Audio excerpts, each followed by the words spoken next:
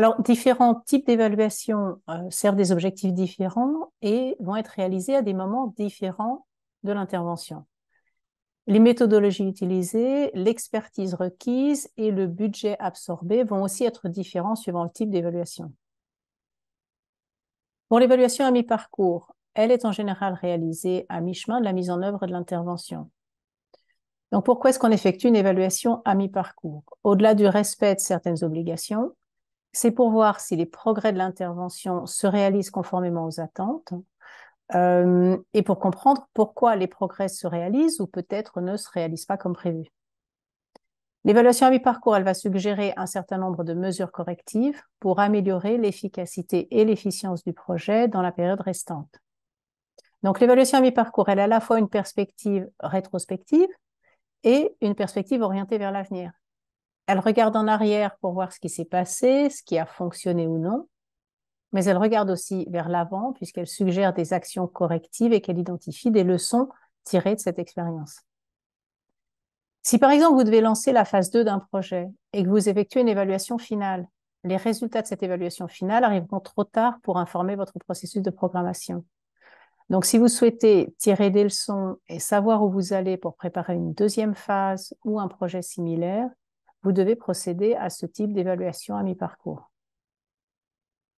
L'évaluation finale, elle est réalisée à la fin de l'intervention. Lorsqu'on parle de la fin de l'intervention, souvent dans les contrats, il est indiqué dans les 6 mois à compter de la fin du projet. Notre recommandation, c'est de lancer l'évaluation finale avant la fin du projet, parce que lorsque vous réalisez une évaluation finale, vous voulez vous assurer de pouvoir parler avec un certain nombre d'acteurs, tels que les partenaires de mise en œuvre et les bénéficiaires, qui sont disponibles sur les lieux du projet jusqu'à la fin de la période de mise en œuvre. Mais après, souvent, les partenaires de mise en œuvre vont partir, et bien sûr, vous pourrez les contacter par téléphone, mais ce n'est pas vraiment la même chose.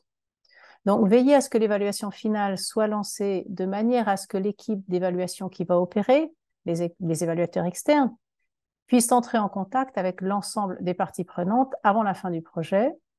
Et ensuite, bien sûr, vous pouvez avoir d'autres phases de l'évaluation qui s'étendent au-delà de la fin du projet.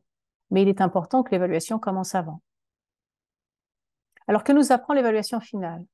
Elle nous dit quels résultats ont été atteints, quels facteurs ont contribué à quel type de changement. Elle nous dit également s'il y a eu des obstacles qui ont empêché la réalisation de certains résultats. Certains de ces obstacles peuvent être internes au projet, mais d'autres sont externes et sont liés au contexte. L'évaluation finale fournit des recommandations et des leçons pour la conception des interventions futures, mais donc, comme on l'a vu avant, pas pour un projet qui commencerait dès que celui en cours est terminé, puisque là, on n'aurait pas les résultats de l'évaluation à temps. Les évaluations ex post, elles sont plutôt réalisées au moment où l'impact de l'intervention commence à devenir visible, soit au moins 1 ou 2 ans après la fin de l'intervention. Elles se concentrent sur l'impact et sur la durabilité de l'intervention.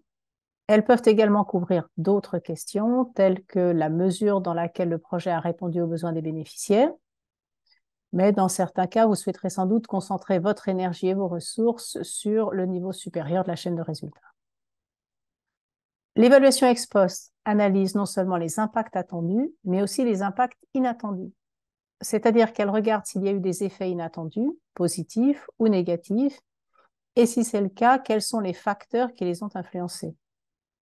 Et bien sûr, l'évaluation ex post fournit des recommandations, elle tire des leçons qui peuvent être utilisées pour informer les programmations futures.